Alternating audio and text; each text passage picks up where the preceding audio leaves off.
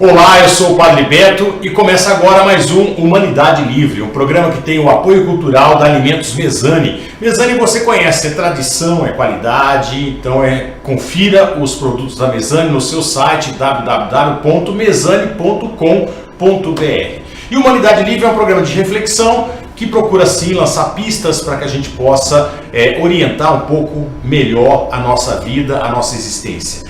Se você quiser conferir os outros programas que já foram exibidos aqui na TVC Bauru, é só curtir a minha página Padre Beto Bauru, lá tem todos os programas, ou então curtir a página no Facebook da TVC Bauru, também lá tem todos os programas. Ou então vá para o canal do YouTube, Padre Beto, que é o meu canal, ou então o canal da TVC Bauru, lá você encontra também todos os programas que foram exibidos aqui na Humanidade Livre. Muito bem, nós estamos numa fase de refletir a vida através dos diversos filósofos, através da história da filosofia. Nós já exibimos um programa sobre Sócrates, o último foi sobre Platão e hoje nós vamos conversar um pouquinho sobre Aristóteles. Mas antes disso, eu gostaria de mandar um abraço para o Américo Bernardi, que esteve em Bauru, é um grande amigo nosso, a Tânia Mário Luz, a Cidinha Adorno Valente, o Marcelo Pereira, que é um grande fã nosso, o Paulo Piccolo, Ney Macedo, o Cláudio Oliveira. Cláudio Oliveira, ele escreve assim: lembrando aqui de quando cursei filosofia, mas infelizmente não fui adiante. E Marlene Barros dos Santos. Mas Cláudio, eu vou dizer uma coisa para você. A filosofia, é claro, é muito interessante cursar a filosofia, né? Fazer um curso de filosofia é muito legal, é muito enriquecedor, mas a filosofia é uma prática que a gente vai adquirindo na própria vida, à medida que você vai pensando a sua realidade, refletindo sobre a sua realidade e principalmente reconstruindo a sua realidade. Karl Marx dizia, não basta pensar a realidade, eu preciso transformá-la, né? Chega de pensar a realidade, eu preciso transformar essa realidade. E realmente filosofia é isso, é quando eu começo a refletir sobre a realidade e acabo transformando essa realidade para uma realidade melhor, e se for melhor para todos, aí é o ideal, não é? Mas muito bem, hoje nós vamos conversar um pouco sobre Aristóteles. Aristóteles foi assim o mais conhecido discípulo de Platão. E foi um grande sistematizador da filosofia grega. Ele cursou a academia de Platão até os seus 40 anos mais ou menos. Depois ele deu uma circulada pelo mundo e voltou. Ele não era ateniense, ele voltou a Atenas e fundou o Liceu. E ali então ele criou a sua filosofia. E como eu disse no programa passado, o bom discípulo ele supera o mestre. Ele vai além do mestre, e foi o que Aristóteles fez com Platão. Ele vai além do mestre. Primeiro ele vai contestar o mestre, não é? Platão, assim, na busca do conhecimento, ele vai dizer o contrário do que Platão diz. Enquanto Platão diz que o conhecimento está no mundo das ideias, não é? À medida que eu vou tendo contato com as coisas sensíveis, eu vou me recordando desse mundo das ideias. Mas é no mundo das ideias que está o conhecimento humano. O mundo das coisas sensíveis é algo ilusório, passageiro e é uma fonte de sombras, né? É um universo inverso, não é? Do mundo das ideias, é uma cópia imperfeita. Aristóteles vai dizer o contrário, vai trazer uma lógica contrária. Ele vai dizer assim, não, é justamente no mundo sensível que eu encontro o conhecimento. A fonte do conhecimento é o mundo sensível. O mundo sensível não é um mundo passageiro, não é um mundo de ilusões, não é um mundo de sombras, não é um mundo desprezível, como dizia Platão, mas é a fonte do conhecimento, é o começo do conhecimento.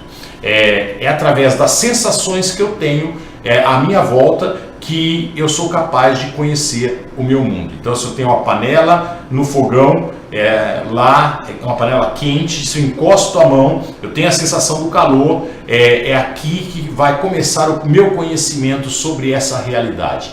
Não é? Da sensação, Aristóteles diz, o segundo passo é a memória. Então toda sensação deixa na nossa mente um registro. que é a memória. E é através desse registro da memória é que eu vou poder pensar, refletir sobre a minha sensação, sobre as sensações que eu tive no meu dia a dia.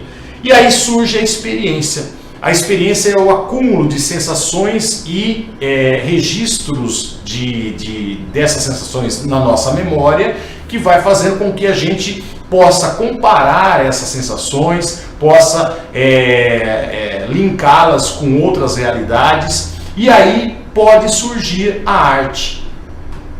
A arte em grego é tekné, né? Tekné, que surgiu a palavra técnica, né? Daqui eu posso criar uma técnica para dominar a minha realidade. Então, se eu encostei a mão na panela, vi que ela está quente, não é? Isso deixou um registro na minha memória, eu vou pensar sobre essa realidade. De repente eu posso criar uma técnica, ou seja, enrolar na mão um pano e pegar a panela com o pano. Não é? Aqui surge o domínio da realidade. Não é? Eu dominei essa situação. E aí nós atingimos a ciência, que é a episteme, que é o objetivo último do conhecimento humano, da construção do conhecimento humano. Então você viu que tem passos, né? É a sensação, a memória, que é importantíssima, em todos os sentidos.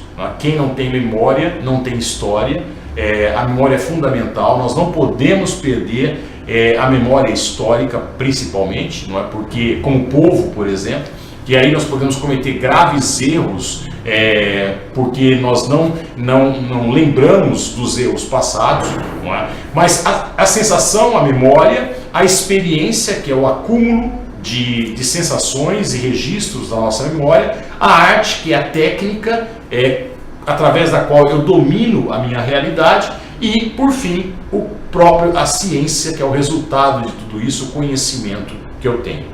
Então essa é a construção do conhecimento para Aristóteles. Ele começa na sensação e parte para o domínio da realidade e o conhecimento que eu posso passar para outros seres humanos através daquilo que eu vivenciei. Não é? Agora, Aristóteles também se importa muito com as causas. Não é? Para Aristóteles tudo tem uma causa. Não é? Todas as coisas têm uma causa, algo que causou esse fato, esse ser. Não é? E ele assim enumera 4 formas de causa. Não é? A causa material, ele diz, existe a causa material, existe a causa formal, existe a causa eficiente e existe a causa final. A causa material que é do que é feito o ser. Não é? Então, se eu tenho uma cadeira e essa cadeira é feita de madeira, a causa material dessa cadeira é a madeira. Não é? A madeira que foi retirada de uma árvore, essa causa material. A causa formal como o nome diz, a forma, quer dizer, dependendo da quantidade de madeira, eu vou ter uma cadeira grande ou uma cadeira pequena, ou um banquinho. Não é? Eu não posso construir um prédio de 7 andares com um tronco de árvore. Não é? A causa formal, ela diz respeito à aparência do ser e como isso é feito. Não é?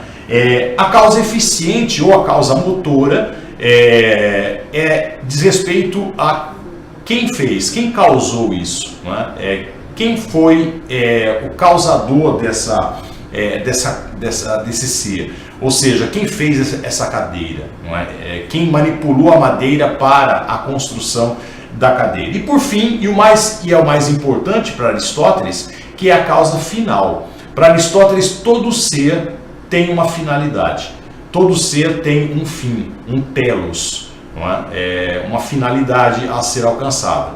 E justamente essa é a causa formal, quer dizer, descobrir o fim para todo o ser ou para todo o objeto. Não é? Essas são as causas. Agora, Aristóteles também se interessa muito pela substância.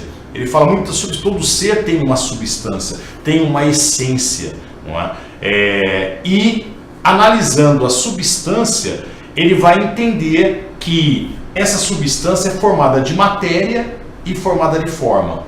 Então todo ser tem uma matéria, tem um material, e aí vem a causa formal, é feito de alguma coisa. mas tem um formato, tem uma forma. Não é? E também todo ser, nessa dinâmica de forma e matéria, ou matéria e forma, todo ser é potência e ato. Potência é todo o material que é constituído esse ser e que pode ser realizado. Não é? O ato é quando esses materiais, ou essas potências que existem em mim, por exemplo, se realizam. Significa realizar, é tornar real, não é? Tornar sensível. E a dinâmica dos seres é essa. Eu tenho potencialidades, o ser tem a potencialidade de, e aí ele é transformado e isso se realiza em ato. O tronco de árvore tem a potencialidade de se tornar uma cadeira. Ali já existe a potencialidade para se tornar uma cadeira de madeira, claro.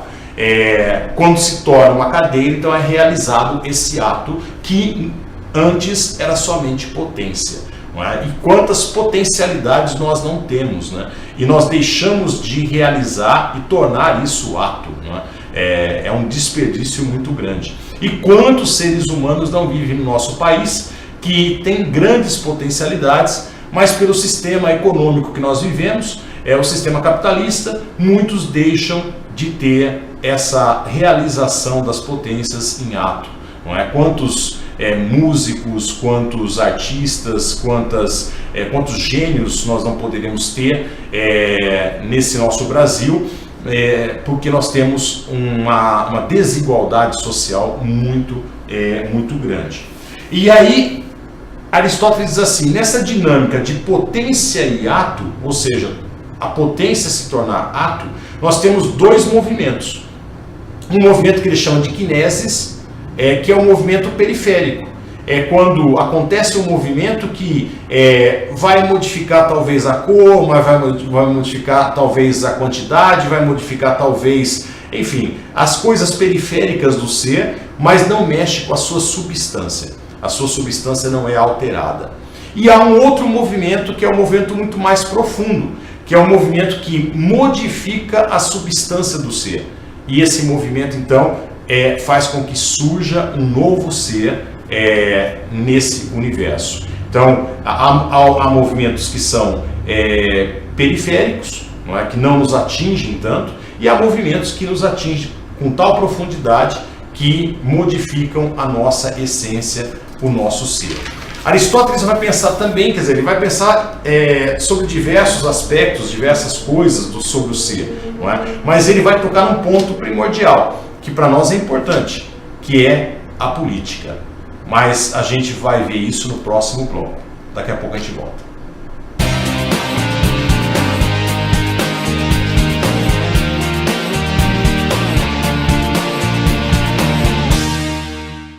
NetDigit Telecom, a internet com sinal mais rápido, transmitido através da fibra ótica. Sua conexão garantida com muita qualidade e velocidade. Rua Antônio Alves, 3232, Vila Aeroporto. Telefone 3201-3000. Fique atento, não perca o sinal. NetDigit Telecom.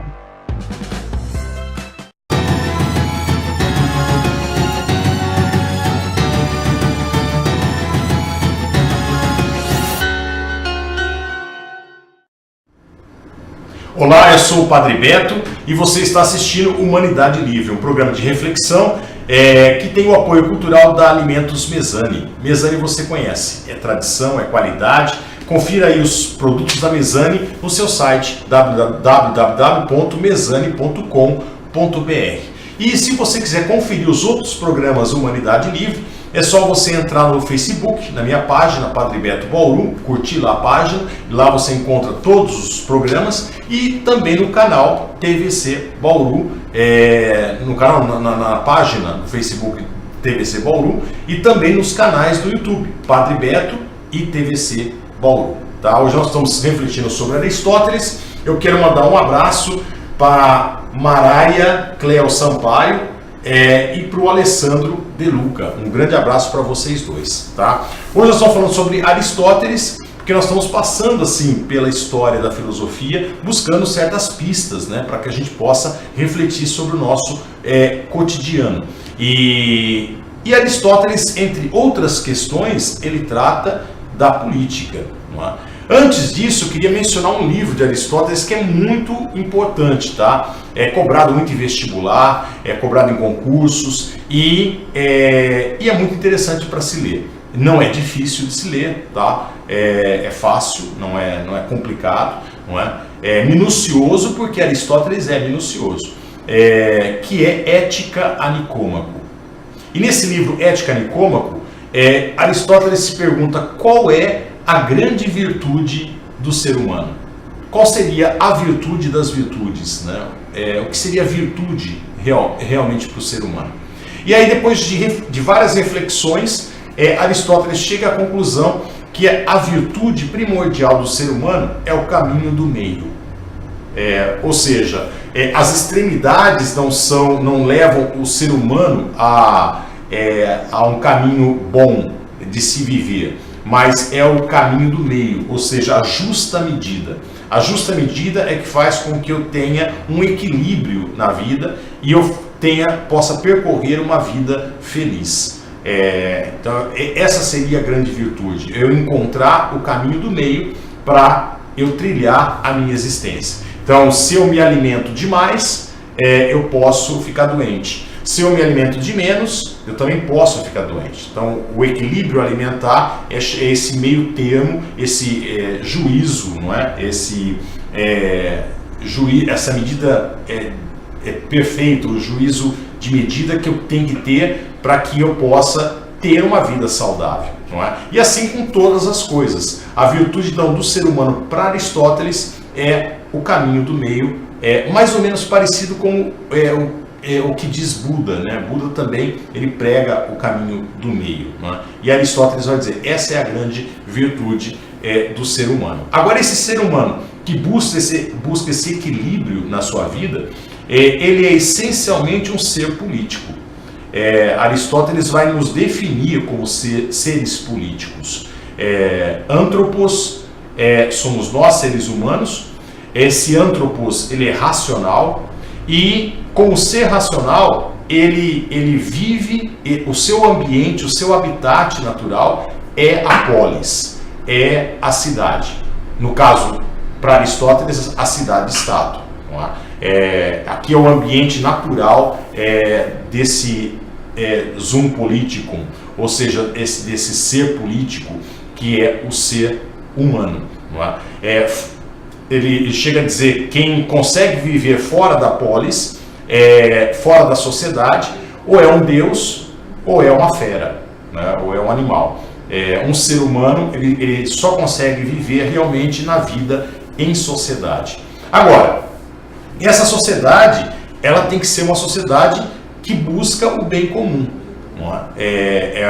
Essa é a polis que Aristóteles está dizendo, não é qualquer cidade, mas é a cidade que busca o bem comum. Esse é o ambiente natural do ser humano e que leva o ser humano a desenvolver as suas potencialidades. Então, aqui é o ambiente saudável para esse ser humano.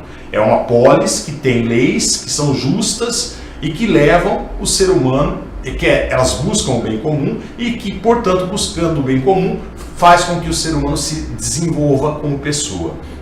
E aí você pode perguntar, mas Aristóteles ele propõe um regime político? Aristóteles não propõe. Ele vai dizer que tem diversos regimes políticos, não é? Qualquer um pode ser bom, desde que ele busque o bem comum de todos. Se ele buscar o bem comum de todos, ele se torna bom. E ele vai fazer uma tabela, não é? Ele vai dizer assim, bom, o governo de um só, se ele for bom, se esse um só que governa, ele busca o bem comum de todos, não é? Então nós temos uma monarquia, vai dizer Aristóteles.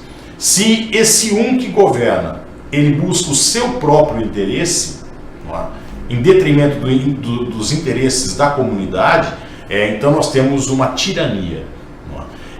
Aí ele vai dizer, bom, mas se um grupo de pessoas governa, e esse grupo de pessoas são pessoas conscientes e que buscam o bem comum de todos, nós temos uma aristocracia. Agora, se nós temos um grupo de pessoas que governa mas que busca os seus próprios interesses e não o bem comum, nós temos uma oligarquia. E por fim, aí você vai ficar meio estranhado com Aristóteles, né? Ele vai dizer assim: quando todos governam, todos participam do governo e todos buscam o bem comum, nós temos uma república. E quando todos governam, todos participam do governo, mas cada um busca o seu próprio interesse, nós temos uma democracia. E por que Aristóteles fala isso? Ele fala isso assim, com a experiência da aristocracia de Atenas. Não é? Nós já vimos nos programas passados que tanto Sócrates como Platão tiveram uma péssima experiência com a democracia ateniense. Não é? E esse modelo de democracia que Aristóteles vai criticar. Apesar que ele vai dizer também, ele vai dizer de todos os governos ruins, ou seja, a tirania, a oligarquia e a democracia é o melhor de todos eles. Tá? Então não fiquem tão chateados assim com Aristóteles. Tá? Ele está se referindo à democracia daquela época e ele está também, mesmo assim ele coloca a democracia como dos piores governos que nós podemos ter, o melhor dos piores. Tá? Mas ele diz, de qualquer forma, qualquer governo que busque o bem comum, ele é um governo bom. Então a essência, a finalidade do governo para Aristóteles é justamente isso, é buscar o bem comum de todos, não é? É buscar o bem comum da sociedade. E aqui então o ser humano tem o seu ambiente natural, tem o seu ambiente que ele pode se desenvolver. Agora veja bem, é um ser humano que é educado na polis, não é? Educado na cidade. Então é uma sociedade que tem uma educação que faz com que o ser humano busque o bem comum. Então esse ser humano é educado para entender que todos devem ser felizes nessa sociedade. Não é? E um ser humano educado dessa forma, ele vai criar leis na sociedade que busquem a justiça, que busquem o bem comum de todos, não é? E ele vai respeitar essas leis, porque essas leis levam a uma qualidade de vida para todos. Não é? Vou contar só uma coisa aqui que é negativa em Aristóteles, não é? Para ele, só os gregos podiam viver numa sociedade como essa. Os outros não tinham capacidade de viver porque não foram educados nessa sociedade, ou enfim, não são animais políticos, não é? E educados nessa sociedade. Mas isso é a limitação de Aristóteles daquela época, né, da antiguidade. Mas, de qualquer forma, o interessante em Aristóteles é essa concepção de uma cidade, uma sociedade que pensa no todo, não é? Pensa nas pessoas que participam dessa sociedade, não é? Em contrapartida da nossa, né? Onde nós buscamos cada um o seu próprio interesse e nós temos uma desunião, não é, muito grande, e gerando uma desigualdade também muito grande. Né? Nós vemos um país que a elite desse país ainda, como a elite da época colonial, ainda trabalha para poderes econômicos exteriores, não é, ao nosso país e não para o nosso país. Não é? E nós temos um povo que vive para o trabalho, para a sobrevivência, mas não tem a qualidade de vida que deveria ter, né? E também não tem a educação que leva a pensar no bem comum. Não é? Até as melhores escolas, né, preparam para o vestibular, mas não prepara o ser humano para refletir sobre o bem comum que deve reger a nossa sociedade, deve nortear a nossa sociedade. Não é? Então a sociedade para Aristóteles é justamente essa.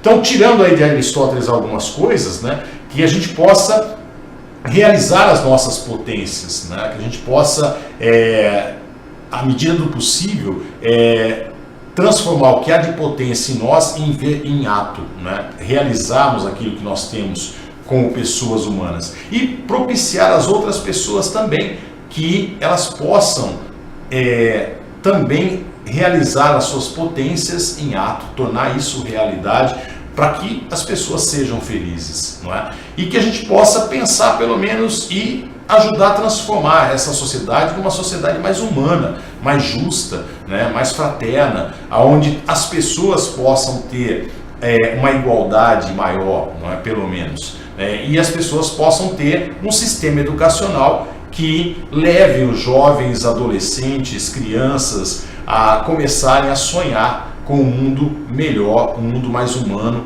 um mundo mais feliz. Não é? E aí nós seremos realmente seres políticos, não é? Não no sentido pejorativo da palavra, que infelizmente é o que predomina hoje em dia, não é? Mas no sentido real da palavra, políticos que interagem entre si, buscam o que é comum entre nós e buscam realizar, tornar o que há de potência em ato, realizar o que é bom para todo mundo.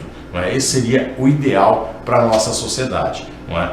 Então fica aí a lição de Aristóteles, né?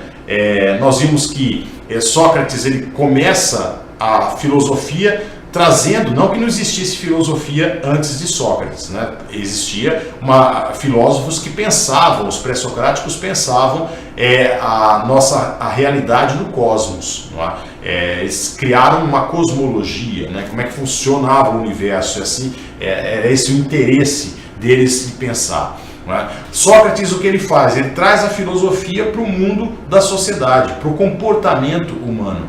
Não é? E ele traz a noção de que é através da minha ignorância, da aceitação da minha ignorância, de que eu sou um ser ignorante, é que eu vou em busca do conhecimento.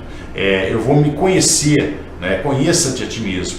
E conhecendo a mim mesmo, eu posso dominar a minha realidade. E Sócrates fazia isso através do diálogo, através da conversa, sempre perguntando, não é? Como um ignorante deve realmente perguntar as coisas. Quantas vezes a gente deixa de perguntar as coisas e a gente fica com a nossa ignorância querendo aparentar que a gente sabe, não é? A nossa vaidade faz isso, né? E nada melhor como aparentar que a gente sabe ficando de boca calada, não é? Ficando quieto. E essa é a postura de Sócrates. Sócrates ensina que nós devemos falar sim, não é? Nós devemos principalmente perguntar, questionar, não é? E assumir a nossa ignorância para buscar conhecer a realidade. Mas qual é a função do conhecimento? É o domina-te a ti mesmo, ou seja, domina a sua realidade. Porque se eu não dominar a minha realidade, alguém vai dominar a minha realidade. Se eu ficar na minha ignorância, achando que eu sei, alguém vai me dominar e vai me manipular. Não é? Depois vem Platão. Platão vai superar o seu mestre, criando a dialética, né? Não mais só o diálogo, não é? Mas a dialética, que é um método que Platão vai adotar, que é colocar uma tese, confrontar essa tese com uma antítese e, na confrontação das duas, criar uma nova realidade. E Aristóteles sistematiza tudo isso, nos colocando como seres políticos, não é, que devem transformar sua realidade através da experiência na sensação, da nossa memória, da experiência, do acúmulo dessas sensações e da episteme, da ciência. Não é? Eu espero que você tenha entendido um pouquinho sobre Aristóteles e que você tenha uma ótima semana. Fique com Deus e até o próximo Humanidade Livre.